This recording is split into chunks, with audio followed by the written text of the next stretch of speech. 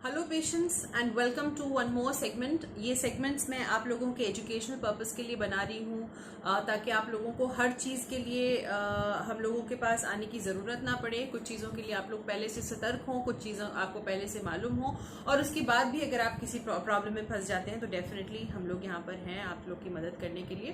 But basically मैं ये segment बनाती हूँ ताकि आप लोग बहुत सारी ऐसी चीज़ों से सतर्क रहें, सावधान रहें जो किसी भी टाइम आपकी रिप्रोडक्टिव लाइफ, क्योंकि मैं गायनेकोलॉजिस्ट हूँ तो मेरे फर्ज बनता है कि मैं आपकी रिप्रोडक्टिव यानी कि आपकी वो साल जिसके अंदर आप बच्चों को पैदा कर सकते हैं और बच्चे से रिलेटेड जितनी दीगर चीज़ें हैं जैसे कि आपके मेंस्ट्रुअल पीरियड्स हैं, आपकी प्रेगनेंसी है, इसके मुतालिक मैं आपको जानकारी देती रहती हूँ।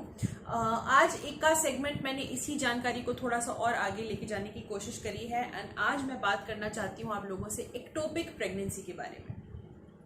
देखिए, क्लिनिक में ऐसे बहुत पेशेंट्स आ चुके हैं मेरे पास जिन लोगों ने ओवर द काउंटर यानी कि वो ये मेडिसिन लेने जाते हैं। प्रेगनेंसी का पता चलते से ही उन लोग गेट पैनिकी, उनको लगता है कि गायनेकोलॉजिस्ट के पास कौन जाए, 500 रुपए कौन उनको दे, तो वो लोग जाते हैं फार्मासिस्ट के पास। फार्मासिस्ट यानी कि जो ये दवाई की दुकान खोल के बैठे हैं कि हमें कुछ मेडिसिन दे दीजिए जिससे कि बच्चा अबॉर्ट हो जाए।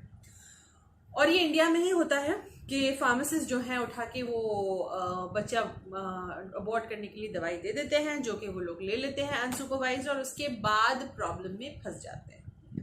तो सबसे पहले मैं आपको इसमें एक चीज बताना चाहती हूँ आज के सेगमेंट के अंदर कि ये जो आप लोग की सिस्टम है of taking this medicine from the pharmacist बहुत ही बेवकूफ़ी चीज़ चल रही है ये, जो कहीं से लीगल भी नहीं है। आप लोग फंसेंगे, फार्मासिस्ट भी फंसेंगे और आप लोग हेल्थ वाइज डेटोरेट कर सकते हैं any time. And why am I speaking ectopic in this context is क्योंकि अगर आपने एक ऐसी प्रेगनेंसी जिसको आपने ढंग से डिटेक्ट नहीं किया, सिर्फ प्रेगनेंसी पॉजिटिव का मतलब ये नहीं है कि प्रेगनेंसी बच्चेदानी में ही है। इसका प्रमाण कि वो बच्चेदानी में है आपको सिर्फ और सिर्फ अल्ट्रासाउंड से मिलता है। और अगर आपने ये प्रिज्यूम कर लिया कि ये जो प्रेगनेंसी है ये बच्चेदानी में है और हम लोग ये मेडिसिन ले लेते हैं तो आपकी ये मेडिसिन जो है कारगर नहीं रहेगी। ब्लीडिंग होगी आपको, लेकिन आपको आपकी प्रेगनेंसी पूरी क्लीन नहीं होगी और ये बढ़ती चली जाएगी। भले ये ट्यूब में ठहर गई है या सर्विक्स में ठहर गई है या स्कार में अटक गई है। तो ये, और स्पेशली ऐसे पेशेंट्स जिन लोग का पिछला सिजेरियन सेक्शन हुआ है, अगर वो लोग ये वाली दवाई लेते हैं तो स्कार के फटने तक का बहुत डर है। इसलिए आज का सेगमेंट मैंने ऐसे ही पेशेंट्स के लिए बनाया है जो ये दवाई की दुकान पे जाकर अनसुपरवाइज मेडिसिन लेते हैं एक ऐसी प्रेगनेंसी के लिए जो ढंग से डिटेक्ट भी नहीं हुई है। सिर्फ प्रेगनेंसी टेस्ट पॉजिटिव आने से आप लोग को लगता है कि प्रेगनेंसी जो है वो अपनी नॉर्मल जगह पर होगी, या शायद आप लोगों को इसकी इन्फॉर्मेशन ही नहीं है कि नलकी में भी प्रेगनेंसी ठहर जाती है। जो आपका प्रीवियस सिजेरियन स्कार है जहाँ पे आपका यूट्रस के ऊपर कट दिया गया है, कभी कभी उसमें भी प्रेगनेंसी हो जाती है। मैं ऐसा केस डील कर चुकी हूँ। तो आप लोगों को ये चीज़ जानना बहुत ज़रूरी है कि ये मेडिसिन लेना बिल्कुल ठीक नहीं है।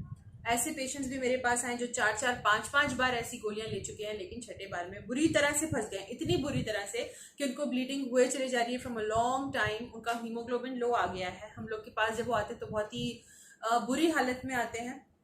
उस टाइम उनके यूट्रस तक निकालने की नौबत आ चुकी होती है।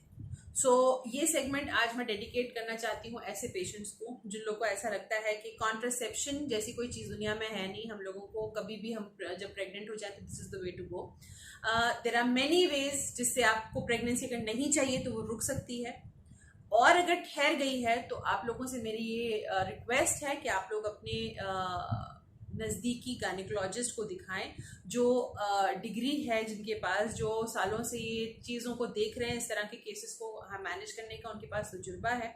500 रुपये या 300 रुपये जितना भी उनका कंसल्टेशन चार्ज है वो आपकी ज़िंदगी से बहुत बहुत अहमियत से ज़्यादा अहमियत तो नहीं रखता है। इसलिए हम ये चाहते हैं और मैं भी आपसे रिक्वेस्ट करूँगी कि आप अपनी जान को अहमियत दें और सही टाइम पर सही सलाह लें।